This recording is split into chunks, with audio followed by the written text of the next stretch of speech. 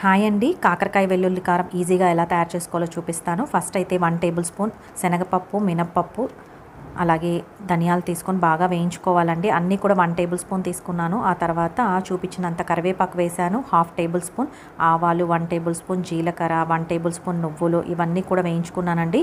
ఆ తర్వాత ఆల్రెడీ వేయించిన వేరుశనక్కాయ 1 టేబుల్ స్పూన్ తీసుకున్నాను, మెంతులు 1/2 టీ స్పూన్ తీసుకున్నానండి.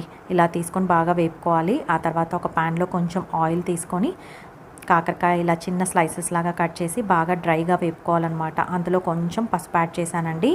ఆ తర్వాత ఇంతకుముందు వేయించుకున్నవన్నీ కూడా మిక్సీ జార్లో యాడ్ చేసుకొని అందులో కొంచెం కారం పొడి, అలాగే రుచికి తగినంత సాల్ట్ యాడ్ చేసుకొని ఇలా గ్రైండ్ చేసుకోవాలి. అందులో కాకరకాయ వేసుకోవాలండి. వేపుకున్న కాకరకాయ వేసుకొని వెల్లుల్లి వేసుకొని ఒకసారి గ్రైండ్ చేస్తే సరిపోతుంది. సూపర్ టేస్టీగా ఉంటుంది. వేడివేడి అన్నంలో నెయ్యి వేసుకొని ఈ పొడి వేసుకొని తినండి, చాలా బాగుంటుంది.